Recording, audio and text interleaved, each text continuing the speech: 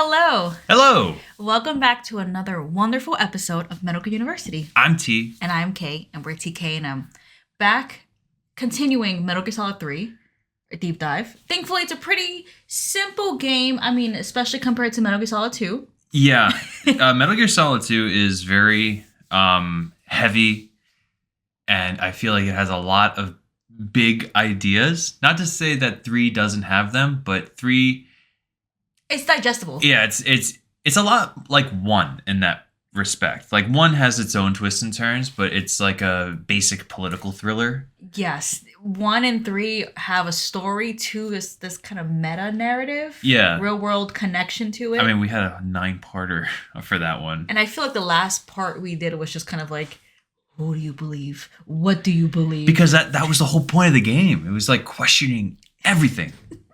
But 3, like you said, T, it's of course just as solid. Got it? Yeah. Just as solid, but not as much that we need to break down and analyze. As of yet. Soon come. We'll see. Come. But for everyone, if you celebrate Happy Halloween. Happy Halloween. I know it was also Diwali. That's the Festival of Lights in certain...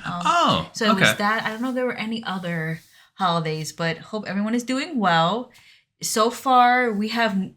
As far as like anything else going on, there's no Delta news. Nothing. Well, they released like an image of Snake with the zombie face camo For Halloween? Yeah. Oh. Ooh. And cool. You know, I want more, but I'll take it, sure. Look, I'm of the opinion that if they need more time to develop this game, take your time. Take your time. I don't want this being rushed. But there's a demo out there. They had it for the Tokyo Game Show. They had it for everybody to play. It was a public demo for people who attended. You want that demo? God damn it. Just release the demo, man. Just let me see it. Let me see it. Yeah. I think given that we're already, what is it, November? Given that it's November, they have not, it still says, I think, like, what did they say? Like FY, what's the term? Like 2024, when they say a release date? TBA 2024. I don't know what the phrase is. But it still has that date on it. Probably the holidays, they're going to be like, oh, March, oh. Yeah, realistically, I would probably pin it to like March or April 2025. That would be my guess. Oh, I forgot what year we're in. Yeah, that's next year. Okay, cool. As long as it's next year. Yeah. And I agree with you. Take your time. People want it, but I think people also want a polished game. Mm-hmm. I'm very happy with what happened with Silent Hill 2. And so Konami right now got a little bit of kudos, a little bit pats on their back. But that was also Team Bloober. Yeah. So, which is funny to say. That's like... Blooper team handled that one, so that was solid. Well, you heard what they said. Team Bloober said that they're done making shitty games. They're done. What a brave statement. I'm glad one of them stood up and said, "You know what? It must be said." I just like one of them in the board meeting. It was just like, "Hey guys, what if we just stopped being bad and instead started being good?" And everybody in the room just started clapping. We have to tell everyone. Tweet it right away. I don't know. Silent Hill 2 was fantastic. Probably one of the best games that's come out. I mean, it is. It's a fantastic game. And I look forward to seeing, of course, Metal Gear Solid Delta. I just want news. I want updates. Maybe by the time this releases, who knows? Maybe we'll be surprised. And then this podcast episode is dated. It's just completely obsolete. And everybody's just rolling their eyes listening to this. Look at TK and them. They're just... Well, I'm sorry this isn't a live podcast, okay? Like we are. You're getting mad at imaginary people? I'm getting mad at the imaginary dudes rolling their eyes with the imaginary news that's gonna break about Delta. The imaginary criticism. Yo, I get in my head about imaginary fucking critics in my own life. Just walk into work upset. Yeah, I just walk around upset about nothing. Oh, that's great. That sounds great. I'm a very mentally sound individual, I promise. Oh, yeah. I promise. I mean, says the guy. Haven't we all done that? Like, haven't we all, like, been in the shower and thought of an argument from, like, 12 years ago? And you're like, I should have said that to him. Yeah. And then like you get back into your own head and you're like, that was like 12 years ago. Why am I still dwelling on that? You break out of it. Yeah. No, I don't think you're alone in that. I feel like if anyone was going to do that, it'd be Big Boss too. I think Big Boss just exists on rage from shit he should have done or said. Big Bosses. But then too, why be like Big Boss? That's true. Why be like, why be like him? Given that, today, it would be wrong of us, I would say.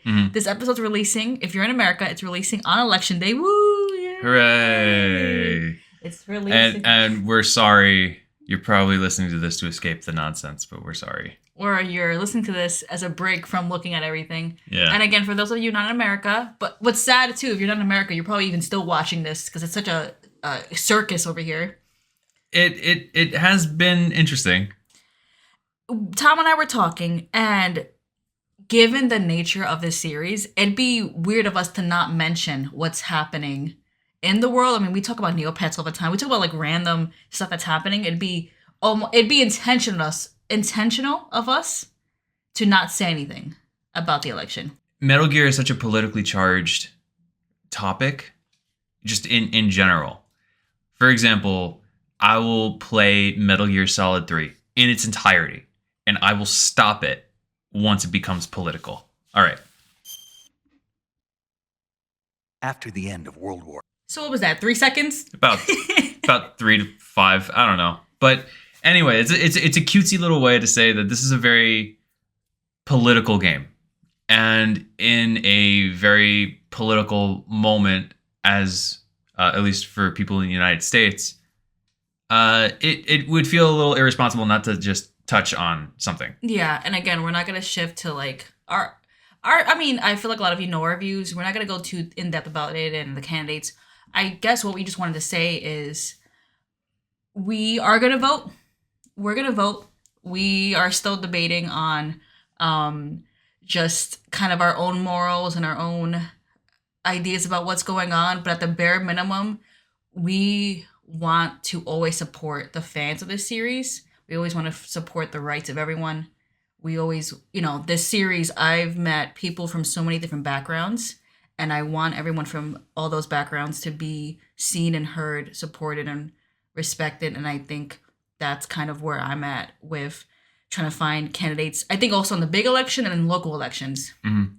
And whether you choose to vote or not, that's your right. I just know personally I'm going to. I know, ancestors and whatnot have fought for that. So I want to do my part. But it's, it's a lot. And I just want everyone to understand that as a community, we can all come together. It doesn't take this one big election to make changes. The same way Tom and I are always saying, like, create, take a chance, go out there, make your art, make your podcast, your streaming, whatnot. Also take a chance to reach out to friends, connect, support each other in communities. I think a lot of stuff happens locally. And that's what Tom and I are trying to do. Mm-hmm. And we implore you all to do the same. It's really a community effort to come together.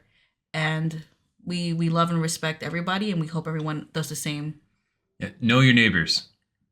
Mm-hmm. That's the moral here. Like, it's cool to vote for national things. But I feel that if you really want to make a difference in the world, you have to start locally. You got to start small. And then things quickly grow from there. So, get out, make your voice heard. Make your voice heard. People's own lives are inherently political. So I think also as a reminder, some people just exist and that's a political statement. So just respect everybody, understand where people are coming from. And as always, we'll be here. We'll be here. Pro LGBT, pro trans. We're out here. In New York. So, but I think that's about it. Hopefully we'll come back in 2 weeks and be like, hey, or hey. Yeah. We'll see. But Metal Gear Solid is political. So if you try to, I am of the opinion, I'll discuss this with anybody, trying to remove politics from Metal Gear Solid is a little bit silly to me. You can't. It is such a mind-blowing statement whenever I see an unironic statement online that says something along the lines of, I missed when games were non-political. And they point to like BioShock and Metal Gear Solid. I'm like, how? Like, I mean, like outside of like politics and games, there are certain interactions. Just it could be just like something as small as like not knowing like certain social cues. And I just wonder to myself sometimes, like, how did you like make it this far in life? Like, how did you do that? Anyway. No, and I think about Metal Gear Solid 3 as we continue on discussing this game, you think about the people in this game. Like, think about if this game was released now and you had the boss breaking the arm of Snake, throwing him off a bridge. Uh-huh. Like she was able to disarm. I would envision somebody out there going like, the average human man is about 250 pounds, and the average woman is about 120 pounds. So you're going to tell me that the average woman would lift and hoist the average man. Yeah, I'm sorry. No, that's a very random choice of words. It's a very random choice and a very random impression that I did. I don't know who I don't know who I'm impersonating.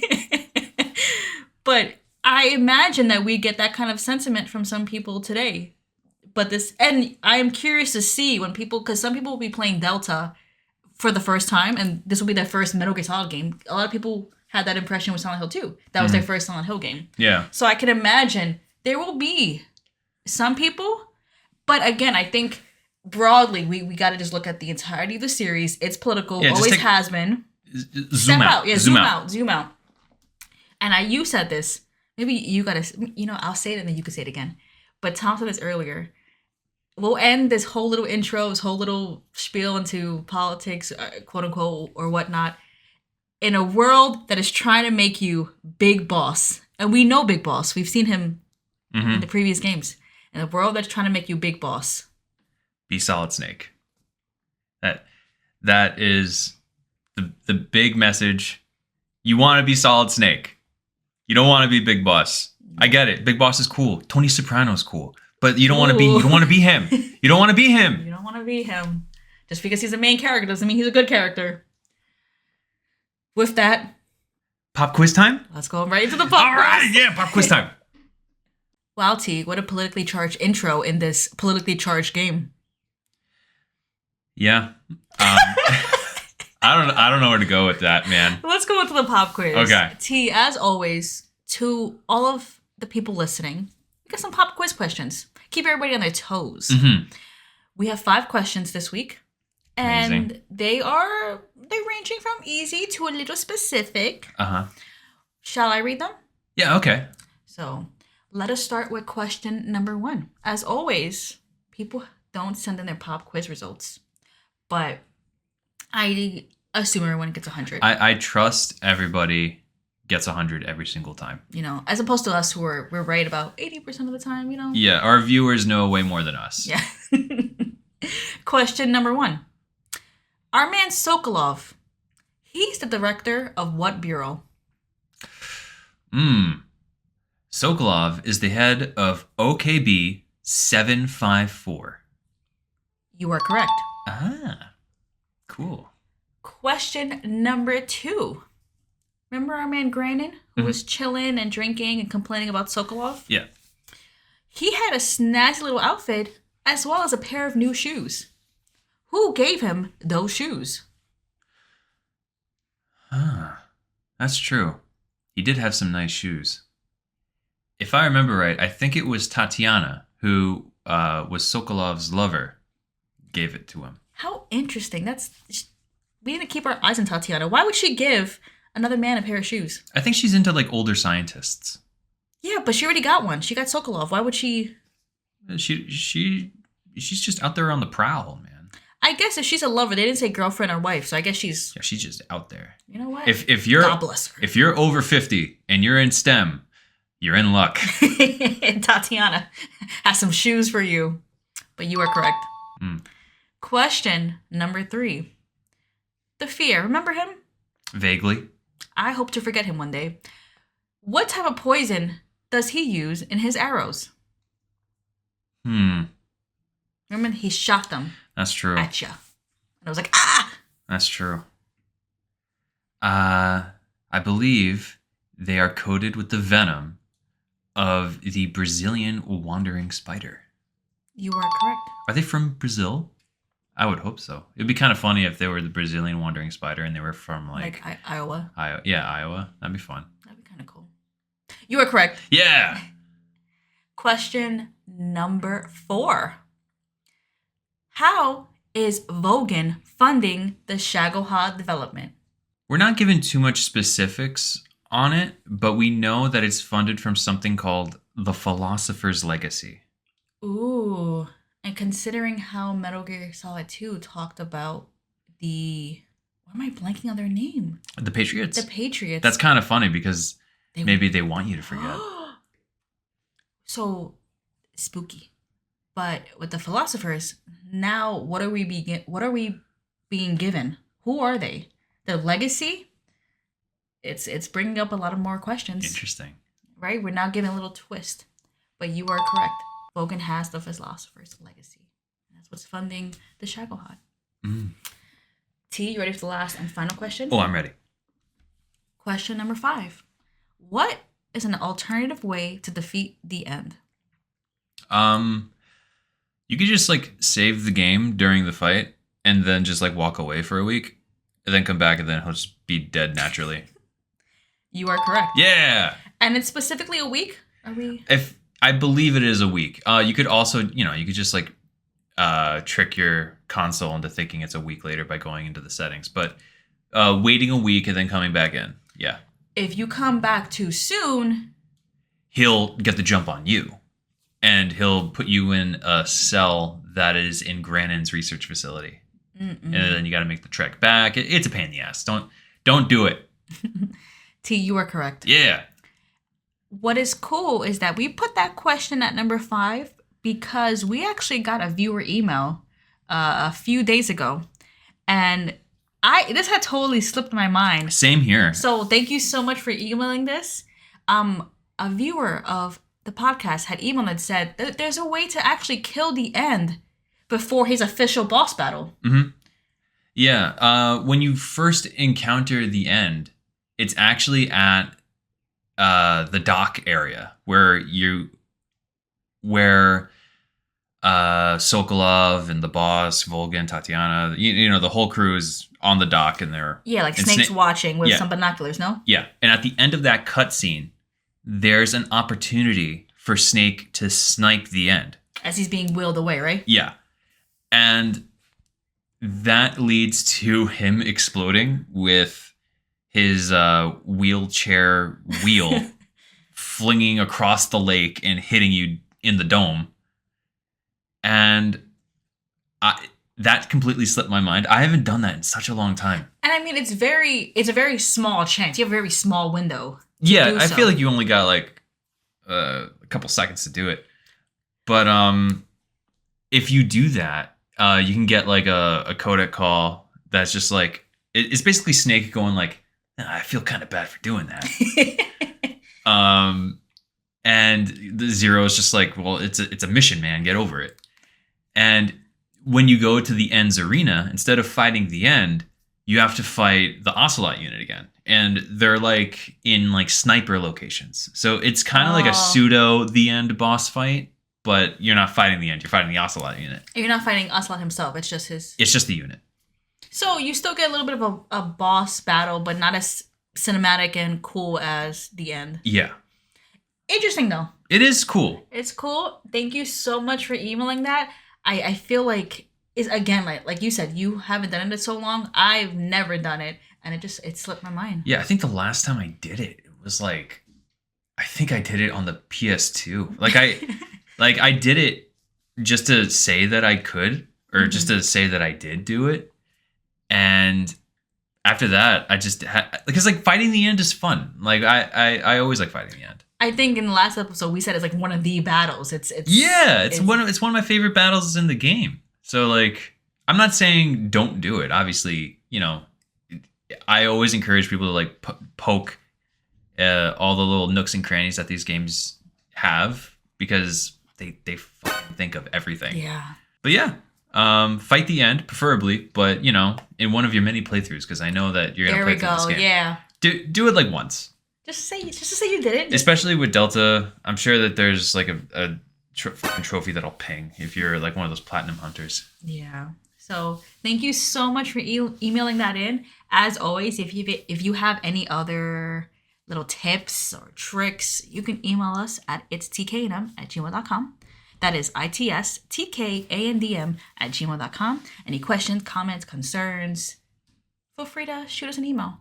We look forward to reading it, maybe even on the episode. With that, T, are you ready? Oh, I'm ready. Let's dive back in. So we left off last episode with Snake climbing that ladder.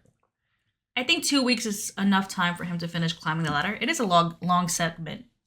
Oh, I'm stuttering, sorry. It is a long ladder. And I can't imagine a ladder being that long in real life. Like, the only things that like is registering in my mind are those videos of those guys with the GoPros on their head and they're climbing like a cell tower? A cell tower. It's like one of those things where you hear, okay, you have to work one day here, but you have to climb up and replace a light bulb in one of those towers. Would you do it? Hell yeah, I would. First of all, I would do that in a heartbeat. Are you kidding me? Work one day a year and I just have to climb a stupid ladder? Yeah. A stupid ladder. Okay. I have a harness and I could hook on. I think to Snake's like boss assness, he has no harness, no nothing. He's just doing it. And he's no huffing or puffing. He's doing it. It felt like, considering our last episode was 2 weeks, it felt that long. It felt like it was a 2-week climb. But as you climb up it and emerge, you are now at the cliffside. And it's kind of a new area. It's almost like a desert type area to drive. Yeah, it's very jarring the first time you see this place because you've been surrounded by so much green and so much wildlife and this lush environment for the entirety of the game. And then all of a sudden you're out here and it looks like a windy wasteland. Yeah, it looks dry and like you're on top of a mountainside, but it honestly looks like you're in the desert. There is no cover. You see wind. It's very windy. It's very like brown and yellow, like you said, a very deserted type of environment. And the only life you're given is like a vulture that is apparently just some occasional vultures that just are on the wasteland. Yeah, like if you kill a guard in this area, a vulture will come to the guard's body and begin eating it. And then you can kill that vulture and eat that vulture. What is your point in bringing this up, T? No reason. I'm just talking about the circle of life is all. There's no real reason why I'm bringing it up. I don't know why I'm bringing it up, but, whatever. This game prompts these questions. It prompts the discussion of the circle of life. Like, if that vulture ate the human and you eat the vulture, are you eating a human by proxy? In this area, it's very militarized. It's very, yeah. This is probably the most militarized part of the game. Well, thus far, anyway. Like, there's trenches, there's anti-air guns, there's a heavy guard presence, helicopters. Helicopters that zoom by. That always scared me when playing this. Because you hear it approaching, and there's really no place to hide. I mean, I think one of the camos you have, it's moderately successful. Yeah, I believe you can get access to like I think it's called like cookie chip or something like that. Yeah, chocolate chip. Then there's a desert tiger, which is what I typically use. But you have to like crawl. There's really no cover. So yeah, you really have to rely on your camo in this area. You have to be stealthy, which I am not known for being. I did play Alien Isolation. So, you did pretty good there. And I beat that game. Anyway, it's very militarized, but you're also given a lot of instances to explore sheds, storage units. So it's a great way to kind of recoup on any lost items or missing health. There's even little cave systems that you can go into, and there's an occasional snake that maybe you can devour for food. Snake eats a snake? Yeah, the circle of life. Again. Yeah. Damn. So you traverse this area, and good luck. If you're anything like me, it takes forever. But you are, again, going through this environment to make it to the top. We climb the ladder. We're traversing this mountainside to get to the top to meet up with Eva. Yes, that is the current objective. Apparently, there's like a shack on the tippy top of this mountain. It's amazing that like there's no soldiers patrolling that one little house shack. I don't know. Maybe people think that it is so far out the way that it's like it's not even worth going to. Yeah, why would he go to that like? Which is also kind of funny because like somebody built it in the first place. So then somebody went through all the trouble to build a fairly fortified house top of the mountain. At the top of the That's mountain. very noticeable. I don't know. He was there. Yeah. You go there and she looks stressed. She honestly, I would say she doesn't look stressed, but she expresses that she's stressed. She's gorgeous. Mm-hmm. The hair is done, the body's bodying. Mm-hmm. She looks great, but she's like, I'm tired of playing these two roles. She's going. What is it? She's going between supporting you and then running back to Groznygrad to play this other part that she's doing. She's like, I have little time for anything, even sleep. So she's just like you are on your mission. Honestly, I would say she has an even more intense mission. She has to play both sides. She's playing characters. Yeah. Which makes me think, what is she playing? Yeah, what is she doing? Like, I feel like Snake is definitely putting his life on the line here, but it's understated how much stress Eva might be under.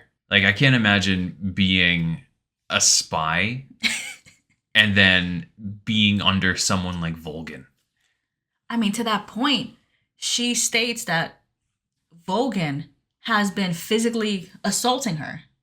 She has massive cuts everywhere on her body. Mm-hmm. And she essentially is like, he likes to... He just likes hurting people. And it's interesting, right? Because she's playing her role. If he wanted to kill her, he obviously would have done so. Mm-hmm. But that just means that in his circle, in his area, he just likes to hurt and maim and scar people. She's able to like still live, so she's just enduring all that pain. He is a very... Snake even asks, like, did he find out? And she was like, nah, if he knew, I would be dead. So like, he's just hurting her. He just likes to do it. And to me, I mean, there are other reasons why I think this. I think Volgin is inherently one of the more morally evil people. Like, not only he wants to disrupt the world order and cause global conflict, he's just a shitty guy, you know? I feel like that's maybe intentional in this game where you have people changing allegiances or you have people like a lot of morally gray characters. Mm-hmm. You can at least point to Volgin and be like, okay, he's maybe we can talk about his politics and his morals, but he's actually hurting people. He's a bad dude. We don't know where everyone else stands, but he's bad. Yeah. So, yeah, and she's scarred up. I mean, when we walk in the shed, don't we see her? She's like putting on her little bodysuit. Yeah, I feel like we catch her changing out of her disguise from, I guess, her other role, and she's assuming the Eva part. So you actually see the scars on her. Yeah. To that point of like her changing out, when Snake walks in, she's surprised by him, which great job, Eva. Mm-hmm. But she sees him and then she immediately kicks some boots under a table as if she's hiding the boots from him. Mm. It's a little interesting. Mm-hmm. Like what is so special about those boots? Yeah, why he knows that you're over there. So why can't he know what role you're playing, or why can't he see those boots? Mm-hmm. Interesting. Again, more questions are created. They talk about battle scars, which I think is an interesting point. You know, he has scars himself. He says she has older scars, not from Volgin. Yeah. So they have a cute little conversation. But I think the real conversation that is important to note is the movement from Khrushchev that she details to Snake. So she essentially states that the Phase 2 trial of the Shagohod is almost done. Mm-hmm. But Khrushchev is actually on his way to confront Volgin. Like, directly? Yes. He's coming with his people and heading towards Volgin and, like, getting ready to confront. Do you think that Khrushchev is doing this as, like, is he sincerely gunning for Volgin? Or is he doing this almost inadvertently to tell the Snake in the United States to be like, hurry up? I mean, per Eva, Volgin is ready and willing to fight Khrushchev. Mm-hmm. So if you have this instance where Khrushchev is coming with his army to Volgin, he must know Volgin is just an purely evil man and is willing to fight back. Khrushchev must know that you do this show of force, Volgin is going to meet you and probably even go beyond it. Yeah. So I think to your point of like, is he trying to force America's and Snake's hands? I think he's probably that this is his backup plan. Mm-hmm. I think he understands that there's an American operative coming to kind of, kill everybody and come disrupt in. Things. But I think maybe Khrushchev has to, one, have a backup plan, and two, also make a show of force himself. Because Volgin is coming out of the woodwork ready to overthrow him. Mm-hmm.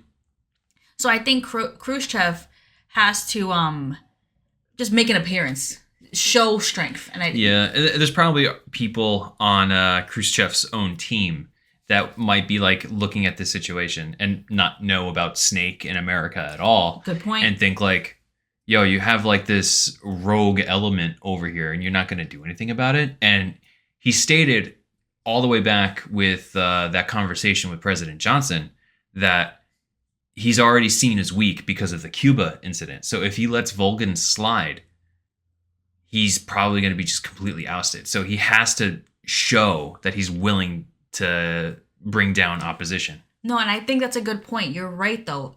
Not only maybe his own people don't know, but I think that, like you said, the general public doesn't know about this American operative Snake in here. So he has to make the show of force to look strong. Mm-hmm. It's a situation where you have people going, Khrushchev, you're going to let this man just talk all this shit, do whatever he is doing in the mountains. Like, you're going to let him do this and not do anything about it. And then it's the Cold War. So not only do you look weak to your own people, America's going to be looking at you. Like, oh, look, I guess he's just a pushover. We can do whatever we want now. Yeah. So it's interesting. Khrushchev's in kind of a hard spot. Like, we know America and Snake, like, they were kind of put in a hard spot by Khrushchev, but you can see Khrushchev's also navigating his own. Yeah. I feel like it's like almost an unspoken plot element here that, like, Khrushchev in his own way, his back is against the wall too, and he has to make these certain moves and decisions. It also brings up the question of who is the real enemy, who's the real bad in the situation, who's right and who's wrong. Yeah, it's interesting because, like, the Cold War setting puts America and Russia against each other. But in a way, they're working together. But it's like on a pure unofficial basis, and you have characters that are loyal to one country, but are wanting to stop assisting their own country for the other country. And it just becomes like this like tangled spaghetti web. I'm thinking about Granin, who is his own personal reasons, loves Russia, but was quick to give his own studies and research to the American scientists because he felt like he wasn't being respected by Volgin. But then he was mad at Sokolov for being a traitor and running to America. Like, yeah, like you have a guy that is so pro-Russia helping America because of a traitor that is, but it's a traitor that is currently assisting Russia. But like he is so patriotic that he's willing to aid the enemy to get that particular person out of the equation. It's like, is Granin a traitor to Russia for helping America in that situation? Is Khrushchev a traitor to Russia by asking America to kill Volgin? And Vogin's doing this. Yeah, if you think about it, Khrushchev is allowing United States military operations happen within his own borders. And not even allowed it. He asked for it. He almost even demanded it. Yeah. It's interesting. It's this. We haven't even begun into the episode, and it's already a lot of morally gray areas we have to digest. Mm-hmm. But back to what we were saying. What were we talking about again? Yeah, we just say Eva was basically explaining Khrushchev's on his way. Yeah. And that's how we are in this little tangled mess. So Khrushchev's on his way, kind of giving Snake the note to work a little bit faster, like keep going. She gives you a key, and she says, look, there's an underground tunnel, and it's going to lead you to Groznygrad. Here is the key. Not only do I have a key, I have some ramen for you. Fantastic. It's the food of the future. Thank God for instant ramen. And was instant ramen invented in the 60s? Oh, man. Let's look it up. So we took a quick little look, and chicken instant ramen was actually created in 1958. The first ever instant ramen noodle brand was Nissin Chicken Ramen, which was created by Momofuku Ando in 58. And it was originated in Osaka, which is pretty cool. Wow. We'll post actually a picture of how the first little packet looked. I think it's cool to see. I mean, it's a staple. Yeah. Instant ramen is that was like, first it was like, you're a little poor, you need some food. Then it became like a comfort food. And now the amount of things you can add to it. Yeah, you can make it like a legit meal now if you add certain things to it. When we're feeling a little fancy, we put a little seaweed into it. We have a hard-boiled egg or soft-boiled. What is it? Soft-boiled? I attempt soft-boiled, but it always turns into hard-boiled. Little egg, throw some chicken like you can really jazz up some instant ramen. So highly recommend if you haven't had it. I feel like everyone nowadays, it's just such a staple. Yeah. But back in this era, she gives it to Snake, and she's like, yo, this is crack. You've been eating wild animals. God knows if they're cooked or not. Just Snake biting into. I think when you eat a food in your menu screen, it cuts to a little video of him just like gnawing on it. Yeah, yeah. Every now and then, if you eat something, Snake just like devours it in the most inhumane way possible. It doesn't look cooked. No. I remember seeing a snake, and it's just like a limp. If it was cooked, I feel like it'd be rigid. It's just like a limp snake he's just biting into. So this instant ramen is welcome, and I think it heals you the most, no? It's one of the most powerful items in the game. I think that and Calorie Mate are like the two best things you could have in your inventory. Because one, they don't go bad. So you could just stack up on that, and you don't have to worry about them ever going bad. Yeah. And two, they heal you by a lot. It's great. I will say instant ramen's better than Calorie Mate. We have some Calorie Mate, and that is rough. It sucks. It sucks. But I guess compared to a raw animal. Yeah, I would rather eat Calorie Mate than like a raw snake or a frog or something. So bring it on, sure. Do you think Snake adds stuff to his instant ramen? You think he's doing like an egg, or he's like breaking up little pieces of snake to put in there? Oh no, no. You don't think he fancies it up? Snake is the kind of guy that would just like open up the packet and then just eat the noodles raw, and then take the seasoning and pour it on his tongue. She's like, you can put water in it. He's like, no. He's like, what? Speaking of like biting into it raw, this reminds me of my ex's mom. This is a long time ago. She would crunch up ramen noodles and put over like salad or food. I remember one time she took out ramen noodles, and I was like, oh, cozy night, casual night. And she made a salad and put. And I was like, oh, this relationship got to end. No, I can't be a part of this family.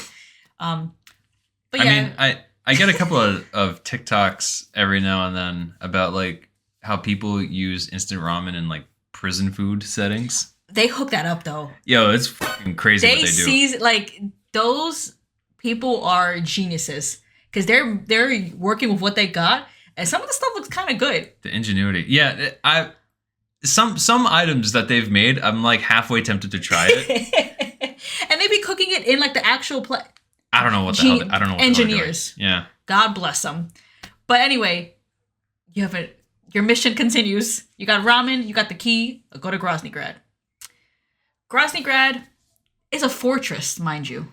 It is a proper military outpost. Like, you have not seen anything like this before. Yeah, there's like different wings of it. There's like weapons lab, there's research lab. Like it looks like how a typical Metal Gear Solid game looks. It looks like a thing you have to infiltrate. The three wings of Groznygrad are the East Wing, which is research, the main wing, which is weapons assembly, and then the West Wing is just where Sokolov is. There's no mention of what it is. Like, do you think it's like his office, or like why have the whole building?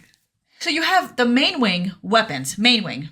And that's where the Shagohod is. Yes. West Wing is whatever, and then East Wing is research. Yeah, so West Wing maybe it's just like the cafeteria. Yeah, maybe it's like a lobby. Yeah, like where the soldiers sleep. I don't know. Yeah, and it's just interesting. It's like Main, East, West. Well, I don't know. Okay. I don't know what the hell that is. So yes. But, what makes the West Wing interesting is that you need Colonel class to get in. Interesting. Okay. So maybe it's not even like. Maybe it's just like a rest area. It's only for like high class officials. And Sokolov? I guess. Yeah. I don't know. I mean, he's there, right? Yeah. So that's where you have to go. So you need to, of course, get Sokolov in the West Wing. Finally get to him. And what is needed, like you said, is Colonel class, right? Mm-hmm. To get into that West Wing where he is. Yeah. Eva suggests that you encounter Major Ivan Raidenovich Rykov. You need to get him, apprehend him, get his outfit, and infiltrate as him in order to get to where Sokolov is. Okay. We are given an image of Major Rykov. He looks like Raiden. Yeah. It's just straight up Raiden. It looks like Raiden, which begs the question, it's a spitting image. Are they related? What's going on? Yeah, it's hard to think of what this could possibly mean. Like, it could just be like a throwaway thing. But if you're thinking like in terms of like the deep cut lore stuff, like everything's always connected, everything's intentional in this game. Yeah, I don't know. Why make him look similar? I mean, Raiden was born in Liberia, and Liberia is in Western, in the continent of Africa. It's a Western country. Yeah, but like Liberia was like an American colonial project for more or less for like people who were like freed slaves to go and colonize. But then like why was Raiden born there? And then is that linked to Russia? Did Russia have a role in Liberia at any point in time? Yeah, because we're in Rykov right now, but maybe we don't know Rykov's. Anyway, we're getting down a rabbit hole here. Yeah, this is what this game does. Anyway, you got to get that silver-haired fox, apprehend him, take his clothes, infiltrate as him. Also, didn't we just say that you needed Colonel class to get in? So why does Major Rykov have access? Interesting. Right? Isn't that a little weird? Yeah, why would he have? Anyway, once you get Sokolov, Eva has a wig ready to fly them out of there. A wig? What's a wig? It's a ground effect vehicle, which is basically like a plane that could take off from the water. Ooh, that's pretty cool. And she can pilot it, apparently. Apparently. Snake is kind of a little cautious. He's like, it's not like a motorcycle. And she's like, please, chill. It's like, don't mansplain to me. Did he not see how she whipped that vehicle? Well, you see, it's not like riding a bike. You got to be a little bit more gentle. So they discuss these plans, and this part always makes me laugh. Because the end of this cutscene, it is a conversation between Eva and Snake, and point blank, she's like, what's going on with you and the boss? Like, what is she to you? Do you love her? What does this have to do with anything? This reminds me of Raiden and Rosemary. It's very high school. Do you love her? Yeah, and you think you can kill her now? Yeah. I will say, okay, so they have this whole conversation. She's like, what is the boss to you? What, do you love her? Is she your lover? And Snake's like, no, she's my mentor. She's my, we lived and died together. Blah, blah, not blah, blah. It's very actually significant. But to what your point, she's like, you love her this much and you think you can kill her now? You're talking about spending 10 years with her, lived and died together. Mm-hmm. Do you think you can kill her? So it's kind of out of left field, but I feel like Eva's also kind of assessing, like, do you understand what's going to happen at the end of your mission? Yeah, it's like, are you prepared to do this very heavy thing? He was not only overpowered by the boss, but it's very apparent that when he first heard her at the beginning of the Virtuous mission, he was like, It's been 5 years, 72 days, and 18 hours. Yeah, and like the last time he was like physically in front of her, she whipped his ass like twice. before Vogan launched a nuke at the old facility, he was like reaching out to the helicopter, you know, that little cinematic thing. Yeah. So there's some kind of... There's an emotional bond here. So I think Eva bringing this up is kind of like a check-in moment. I think too, part of her mission, like she has an ulterior mission. So it's like partly assessing, but then partly too, she kind of likes Snake. Mm-hmm. I mean, we see this. She kind of kisses him a little bit. Yeah. And Snake is just like awkwardly just standing there. I feel kind of bad because like she didn't ask, like he's not reciprocating and she keeps trying to kiss him. Stop, Eva. Yeah. He's not, is it even consensual? I feel like he's in his own little world at this point. Like I think he's almost like disassociating. But think about why. What was just mentioned. Yeah. The boss. Yeah. So I don't even think it's a matter of him. Again, I don't think there's any romantic tie to the boss. I mean, who's to know? But the mere mention of, you know, you have to kill her. It just puts him in this headspace of like, oh my God, what do I have to do? I do agree with you. I think he definitely was dissociating. Mm-hmm. It's why think about it when you could just. Yeah, I think like throughout the game, I feel like Snake has just been getting through one immediate task towards the next immediate task. And I feel like that this was like the first time in the game where he was offered a zoom out. And he was like, oh yeah, that's why I'm here. Yeah, you know, and like you think about the finality of what you have to do, an actual discussion of like, you have to kill her. You know that, right? Yeah. So it's not just getting Sokolov. So while Snake is there not reciprocating this kiss and Eva's really trying to kiss him, he's saved by gunshots outside. Thank God for the gunshots. She stops kissing him immediately. And you're now tasked with continuing on and infiltrating Groznyj. Eva and Snake exit the building. Now, there's a back door. And it kind of leads to like this cliffside that gives you a great view of Groznyj. Mm-hmm. Snake and Eva are standing there together. And Eva is just like, oh man, I got to get out of here. I gotta go play my other part. Jeez. She gets on her bike and she just, I don't know how she's alive after doing all this. She jumps off the cliffside with this bike and rides back to the base. Is no one watching? I don't know. I guess she's just good like that. I don't know. Snake then just like uses his binoculars to like scope out Groznyj. It's a good vantage point. So it's a good place to like scope out what's to come.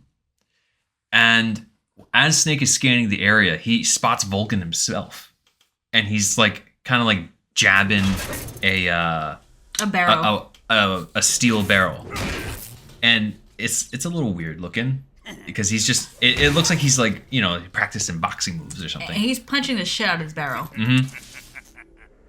Then in one final punch, like he does like this like. He punches with two fists because, you know, that makes your punches stronger. He launches this barrel into the air, and out of this barrel is the charred, dead body of Granin. I liked Granin. Yeah, he was just drinking his whiskey. He seemed like a decent dude. His shoes. He made the SS1C, man.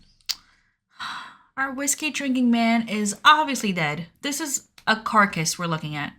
And it's evident that he's dead because as the barrel goes up, the body flies out and it hits the floor with a thud. And it's kind of also a reminder again, like we said earlier, Vogan is an evil man. He's just playing with his body. He sucks. Like he's like a cat playing with a mouse. I don't know, the way that scene played out, it's like Granin died like 20 minutes ago and he's just f***ing around, you know? Vogan, I think, as an explanation of why he's doing this, he points and he grabs Granin's shoes. He rips off a piece of it, and he's like, "Look, there's a transmitter in here.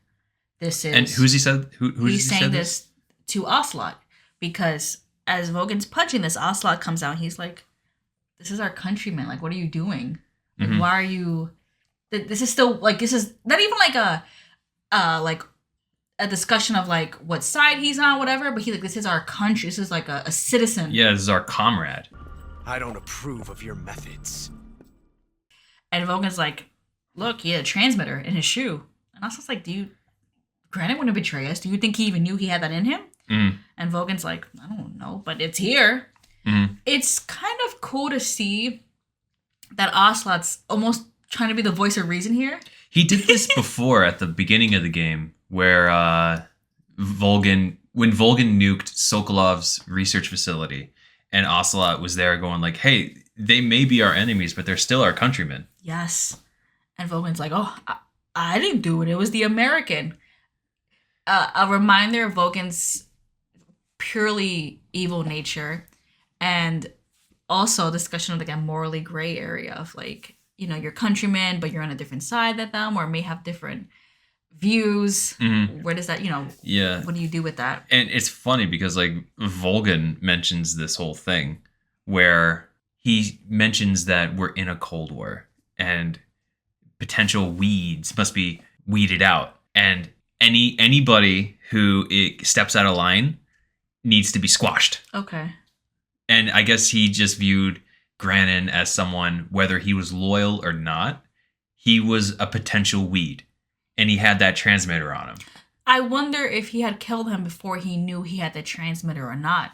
That's interesting. See, that's my question. Because we knew, remember, Granin gave his research and development of different prototypes to an American. So maybe Vogan... Yeah, what do you think gave Granin away? Part of me even wonders, remember Granin was drinking and openly talking shit to Snake about Volgan. So part of me feels maybe Granin felt like he can talk to other Snake. People? Well, first a Snake because no one knows. But maybe Granin was as bold and also talking to everybody else on the base. So maybe it got out. That he was unhappy? That he was unhappy and that he was talking shit. And Volgan was like, I need to have a show of force. I need to remind everybody who's the boss here. Yeah. Also, granted, you're not even doing anything here. Yeah, you're just sitting on your hands. So it's by design, but also now you're expendable. That's probably the most likely, because I don't think that they would have caught him sending those research papers because they ended up in America. Yeah. So unless like they found like a paper trail. Yeah. But then I don't know, man. I don't know. It's interesting. But then also too, wait a minute. There was transmitters in his shoe. Why would Grant have a transmitter in his shoe? Didn't Tatiana give him those shoes? Tatiana did. That's interesting. So do we even think Grant knew that they were in there? Who's to know? Like, my gut says no. And what would Tatiana want to do with knowing where Granin is? Also, Tatiana? What's... Interesting. Anyway, back to Ocelot and Vogan. Ocelot's like, look, we can't be killing our comrades. And Vogan's like, lock the fuck in, okay? We have a mission, okay? We have an American soldier in our base. So everyone knows Snake's here. We have an American soldier in this base. There's no time to be having these discussions about who's right and who's wrong. Lock in, Ocelot. The boss appears, and what makes me laugh is that she looks at both of them and she's like, you guys need to stop fighting and lock the fuck in. So everyone needs to lock in, but the boss comes in and she's like, it's amazing to me that she has such a presence that Vogan listens to her. Yeah. Vogan's the leader of this, but he's looking at the boss like, I'm gonna lock in. Yeah, okay. I'm gonna lock in. She's like, my comrades, the Cobra unit, are falling to this American soldier. This infighting is not helping anything. You all need to lock in. Stop fighting. And I love that with this mention of the American soldier, Vogan's like looking at Ocelot a little bit funny. Doesn't he? What does he ask him? Well, the boss mentions that the fear and the end have fallen. So that means that Snake more or less killed the majority of the Cobra unit.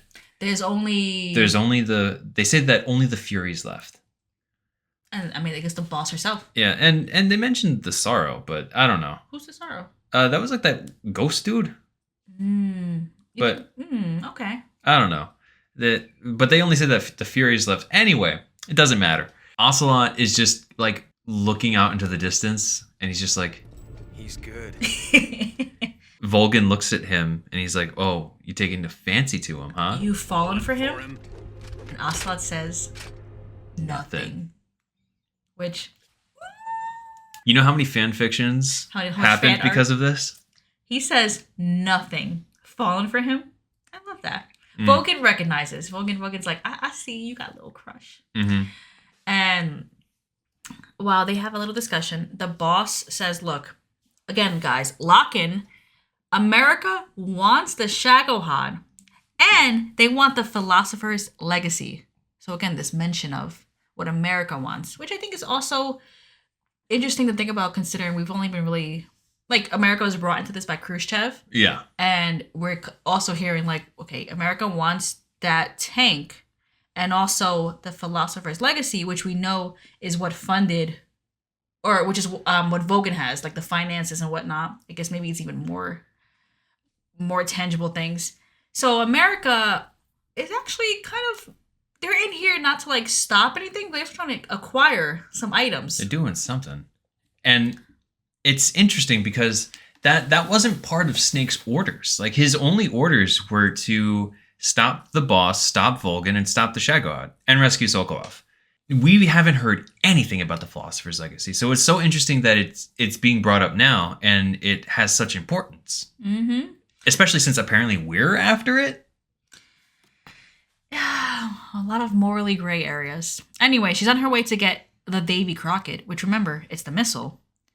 And you mean the missile that the boss gifted to Volgin at the beginning of the game? Yes, she's on her way to get that. Okay. Who knows what she's going to do. For something. Mm-hmm. So she's on her way to go get it. And we're given the last boss's name, the Fury, knowing that we're probably going to encounter him next. Yeah, probably. Probably. So Volgin leaves, the boss leaves, and now we're left with Ocelot and also Tatiana, who's been just here. She's just been chilling in the background. Been chilling. Ocelot's gonna leave, but then he starts sniffing. Got a little him sniffing around her like a weirdo. Her perfume is apparently really strong.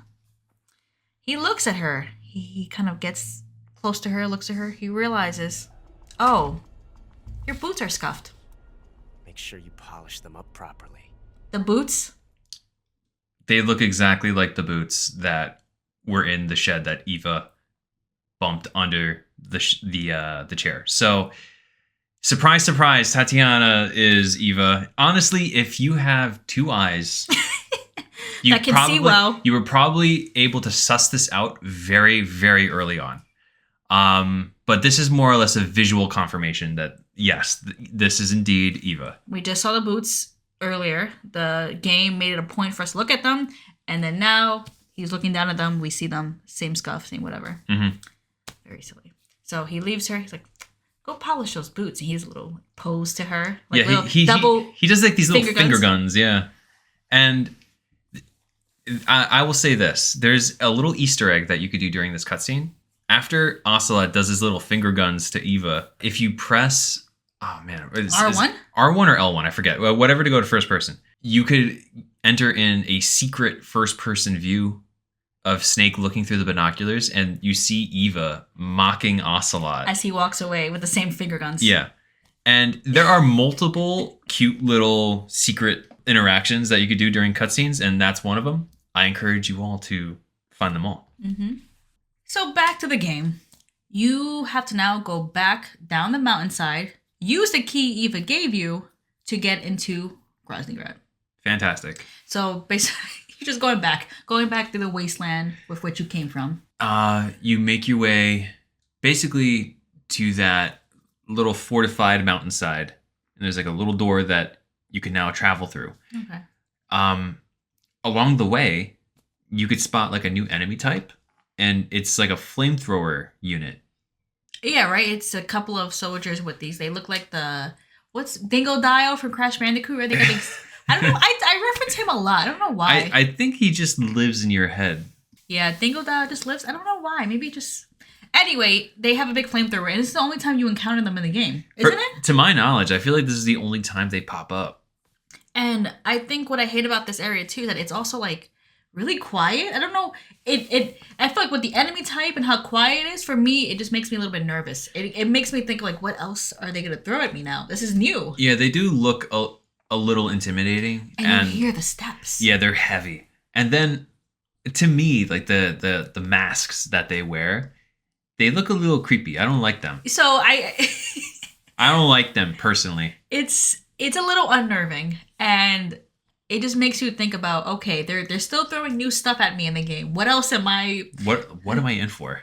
I'm getting new plot points, Philosopher's Legacy, the fear, like, and now this new enemy type. I'm like, okay, let's see. The game is still going. Mm-hmm.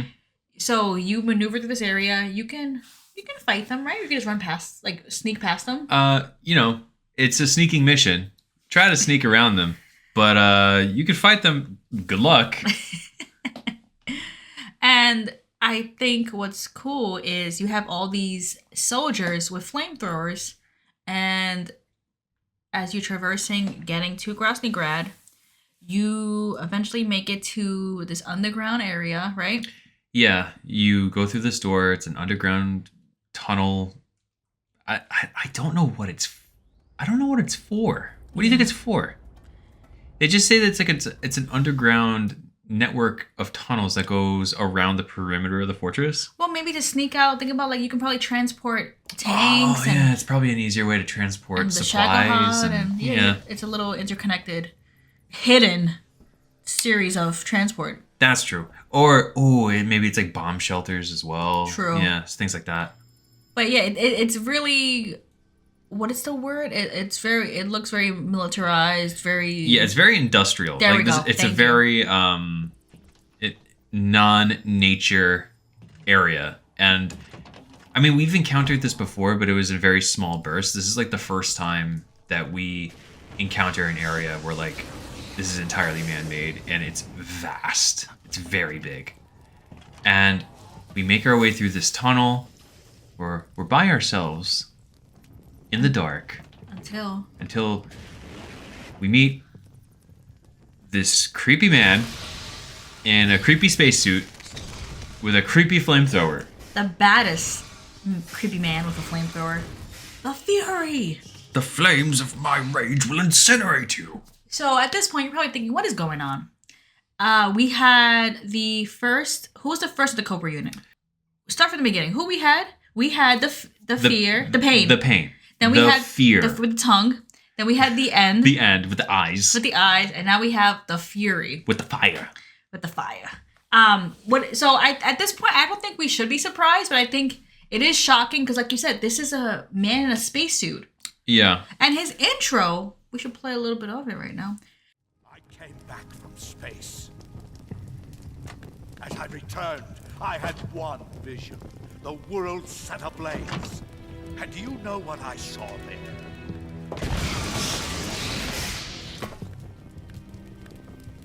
Fury.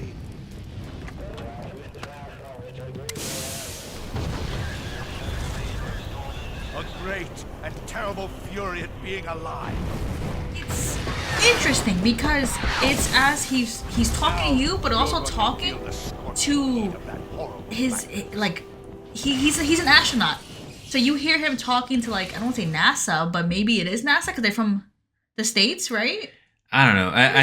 It just might be a sound effect for the. No, I know he's not actually talking to them, but, like, that's the impression you're getting, that he's, like, connecting with the shuttle support because you hear, like, the little radio transmission and it sounds like like comms. And he gives, like, a little monologue where he's like, "I came back from space. Do you know what I saw there? Fury." And he's like the great and terrible fury of being alive. I don't get it. This boss, to me, he has the coolest intro. I love it. I love this boss. I love this little... we're going to go to the battle, but just his intro is sick. And just, like, kind of... We don't get any background from him. I'll say this now. Ever. Yeah. From almost any of the Cobra unit, actually. But, like... True, good point. Well, I feel like the end is given the most background. But, like, everyone else is just kind of like... Yeah. True. Good point. I think I'm just so obsessed with, like, the Fury. Because it's just, you have, like you said, this astronaut who came back and he's his method of fighting is a flamethrower, but this is also other method of him like seeing the earth and being so terribly fearful of it, but then also infuriated by it. Like it's just cool, and I like when games don't explain it. It makes you just kind of like make you question like what is his deal? You're given free ground to hypothesize yourself. Yeah. So the Fury, it's sick. I know you. I hate the Fury. I agree. Aesthetically, he's very cool. I like his look. The flamethrower is cool. Physically fighting him is another deal.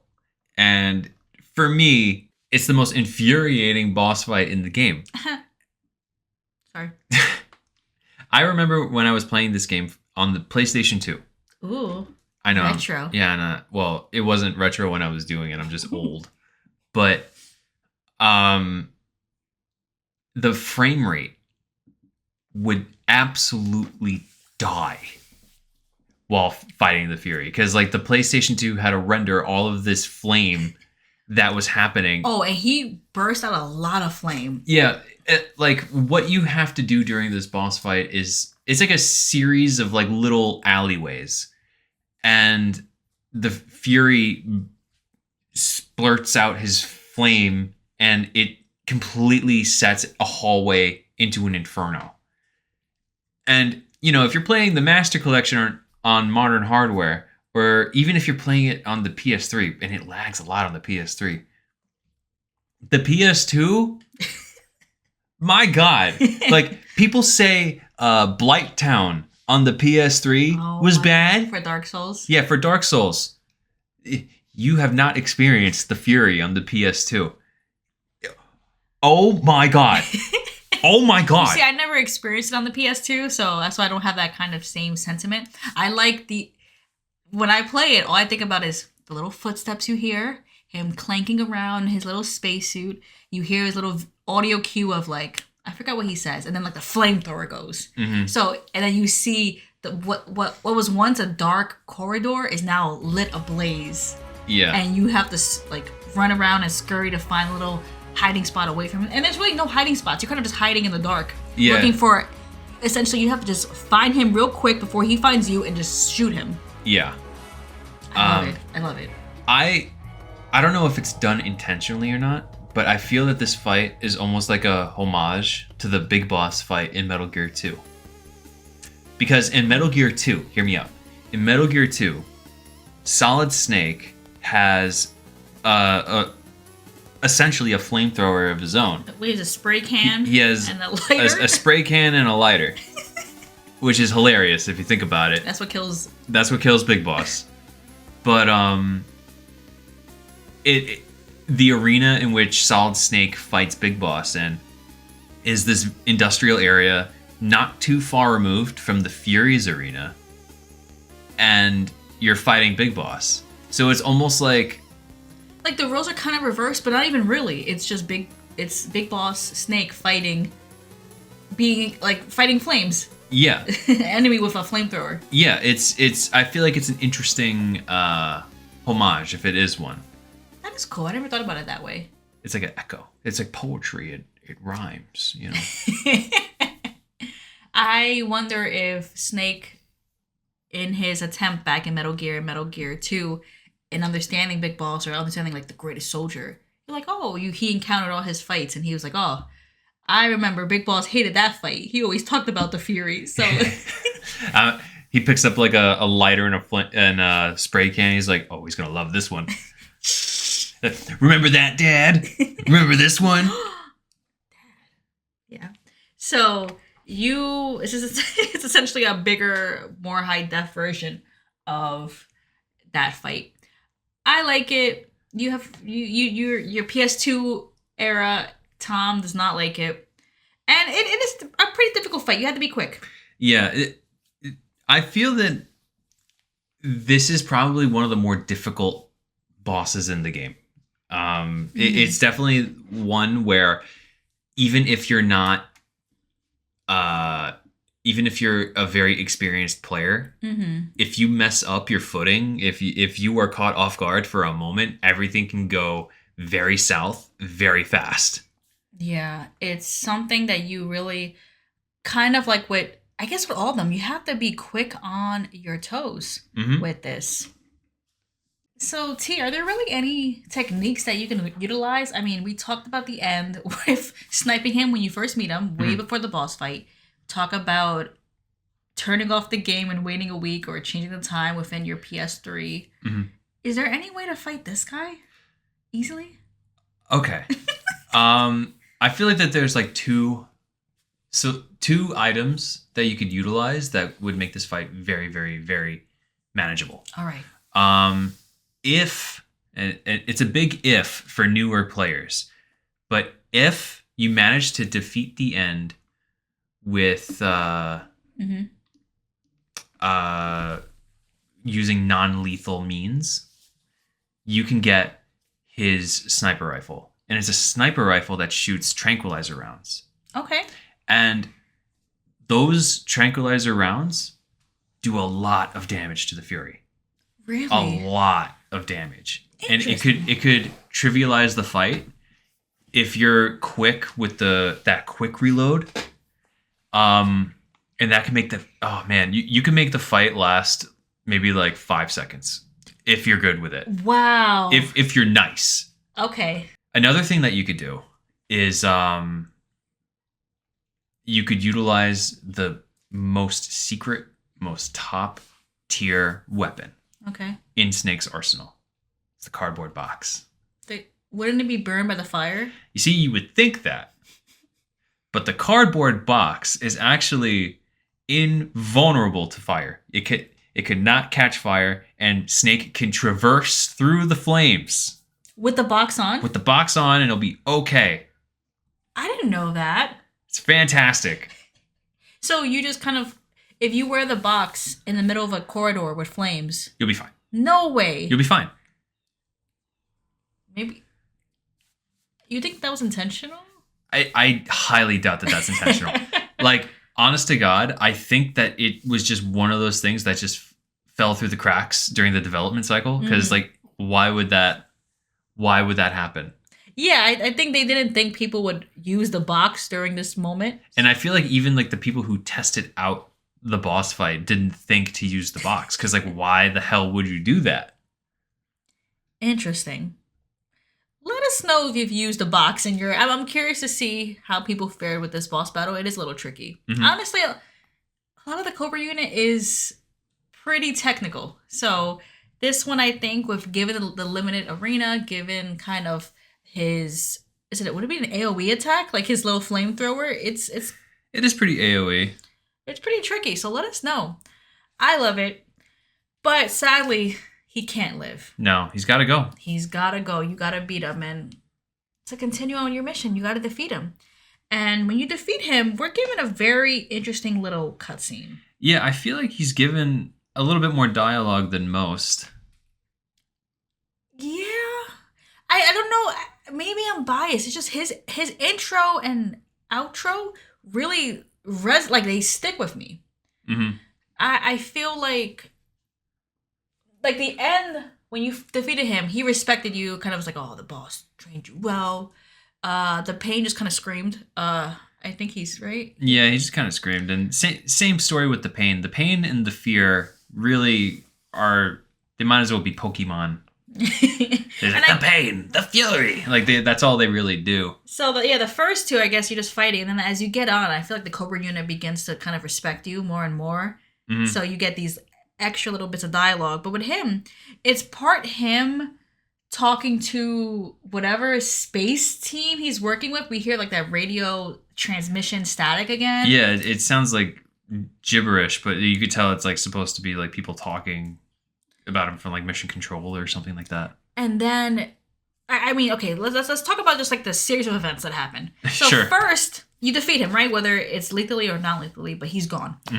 This man first burst into flames and starts screaming. So you defeat him and he's just in flames. Yeah. This man then takes off his helmet and all the flames are essentially sucked into him as he's screaming. Makes sense. I love at this point as well, Snake points his little pistol at the Fury. Yeah, like that's gonna do anything. After after the flames are sucked into him. So first he burst, kind of like similar to the other bosses in the Korean, they explode, right? But this one is a burst of flames. Mm. Then he sucks it in, and then that's when we hear the radio transmissions, like the space shuttle kind of talk, like. Yeah, I feel like he's like almost like hallucinating this, or like what do you think is going on with him at this point? Because he's like, Mission Control, can you read me? Part of me envisioned like he was seeing when he was flying back to Earth, like approaching the atmosphere. Uh-huh. So that it's like the flames, like he's like breaking through that barrier. So do you think he got obsessed with flames when he was re-entering the atmosphere, and maybe like exiting and entering? Maybe he was probably wearing like a protective suit at the time, mm-hmm. but like maybe his spaceship suffered like some sort of like structural damage, and it caused the interior of the ship to burst into flames. Damn, he survived that? And maybe that was like his fury at being alive. Or the fury of wanting to stay alive. Yeah. Like the real like fury of like, because I think, doesn't he mention that in his intro? Like I came back from space, and do you know what I saw there? Fury. And he was like yeah, you think that was the case? I'm right now, I mean, this real quick discussion, I'm thinking maybe it's like the fury of wanting to stay alive after encountering all those flames and explosions and fire. Yeah. It's like the human resolve to like to I'm really persevere. Digging. Persevere. I'm really digging. So, and then that gives him flame powers. I mean, it's kind of funny because like the pain makes sense. This dude got stung by a bazillion bees. Like I would feel pain too. The fear, he's invisible and he kills you with poison, and like he got a tongue. I would be scared of that. The end represents like the end of life, like his age. Also his duty. He's there till the end. Yeah, his duty. And the fury, mm-hmm. like on its face, it's like the fury is just like, I'm angry. But like maybe it is a little bit deeper than that. Yeah, would it be like the stages of battle, the pain of being in battle, and like the physical? Oh my god! Like actually, you think like a bee bite is like getting a shot, like an actual like little shot. Then the fear of like actually encountering, like first you get hit, and then you're like the fear of like, oh, I'm in this. Uh-huh. Then the end of like, I'm committed. You know what? I've experienced pain. I've experienced fear. Now I'm resolved to stick to my mission. And then maybe the fury is like kind of you. The human resolve. Maybe the human resolve, but also too maybe like, I'm thinking right now, you confronting the end in a sense of like, the end is he was committed to his mission, committed to the end of his mission. Uh-huh. And the fury's like, but that must mean I'm going to die. So the fury, the human will to live, you know what I mean? Like, you're blowing my mind right now. I never even thought of that. I'm digging too deep. No, but like it kind of makes sense if you think about it. Like the order in which you fight these bosses can represent the stages you might feel in a battle situation. And it kind of makes sense. You think about what else we're going to encounter. Yeah, that's true. See, yeah. Kay's thinking right now. Yeah, you're thinking. Wow, I legit never even thought of that before. That's actually really cool. But I think the fury, and I think with also the lack of his backstory, we're given this free reign to have this kind of discussion mm-hmm. of, because is it the fury at coming through the atmosphere and the flames, the heat of everything in his space shuttle and his spacesuit, or is it like when that event could have happened, it was his resolve to stay alive, like the fury to persevere. Mm-hmm. It's an interesting concept. And think about it. The flames, he admitted he was burning, but then he sucked that all back in. So like he overcame it. He overcame the flames. Oh my God. Wow. So, and then like he sucked it to him. So it's not even like the flames are burning him and now like he's overcoming. He became the flames. Oh, and especially what comes next. He became the flames. I didn't even think about that. Yes, because what happens next is he sucks in the flames, he shoots into the ceiling, and we're given this image of like not only the arena collapsing, but this ball of flame zooms around the arena with a human face. A human face, which is obviously him, because as it swings around the arena and zooms through, it aims for Snake. Yeah. It looks at Snake and it goes, "The Fury!" And it goes to like kill him. His last little attempt. And then thankfully Snake, you dive into like a little doorway that happens to be there. You're blowing my fucking mind with this shit. I'm not even kidding. Wow, I never thought of that before. And he became the flames because he wow. Yo, some big brain shit here on Metal Gear University. See, this is the point of Metal Gear University. We talk about stuff, we overanalyze. We could be so totally off base, but it's the journey that we're all taking. It's the journey we're on together. And even if we're wrong, you cannot say that it at least on its face makes sense. This kind of makes sense. Wow. The Fury. Metal Gear's cool. Metal Gear is so cool. Metal Gear, the characters. Thank you, Kojima and the team. Thank you, everybody. What the fuck is up with the Cobra unit first? I mean, like no wonder World War II was won. Yeah, these guys are freaky. I would not want to encounter these people. Like, we had them on our side. There was no way we could have lost. I mean, they had Volgin. I mean, well, if you think about it, Volgin was technically on our side too. True, but I'm just that makes me think of like if they have all powers, then there's probably more people with powers out there too. There has to be. Oh man. So, but regardless, the Cobra unit is wild. Obviously, we won.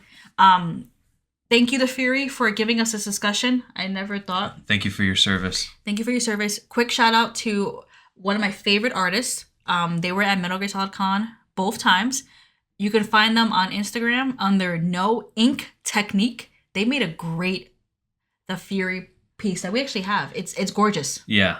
It's gorgeous. So I just want to shout out No Ink Technique. Check them out. But I think we're going to end there after that long ass discussion about the Fury. Yeah, because after fighting the Fury, Snake goes at the end of another little hallway. And what does he see in front of him? Another ladder. And so we'll end there. With another ladder climb. Another. It is the circle of life once again. We ended the last podcast with a ladder. We started this one with a ladder. And we will end this one with a ladder. And we'll start next podcast with a ladder. Is there another ladder sequence coming up? I want to keep up the trend. We'll always end with ladder, even if it's a short little step stool. It'll be a 5-minute episode, but it's like one ladder sequence to the next ladder sequence. Everyone, thank you for joining us for another episode of Metal Gear University. Thank you for being here. As always, T and I are happy to come and just detail this game. And honestly, I wasn't expecting us to go in on the Fury like that, but... Yeah, no, in our notes, we did not have any notes pertaining to the Fury to go that deep. We just were like, oh, what if this and this? And that's kind of cool. That's the joy of creating. That is the joy of being a fun little fan and sharing our fun little fan theories. Let us know any of your theories. Again, thank you to the person who emailed about the end and defeating him earlier. That was actually really cool of us to see. So we wanted to make sure we brought it in this episode. Anyone else have anything they want to add? As always, you can email. It's tkandm@gmail.com. That is itstkandm@gmail.com. We'll probably read your letter if it's, if you want it. Yeah, if you want. If you want us to read it on air, just let us know if it's okay. And if you want us to use your name or not, we don't want to potentially dox somebody or something. Yeah, it makes anyone feel uncomfortable. As always, we're happy to be here every 2 weeks. You can catch us on YouTube, TKNM, Twitch, TKNM, here. Yeah, I'm excited to go on and finish it. I feel like we have a few more episodes left with Metal Gear Solid 3. Yeah, we are definitely over the halfway mark. I would say so for sure. Yeah, we already defeated 3 out of however many Cobra unit people. So we will see you in 2 weeks' time. Thank you. Thank you. Bye. Bye.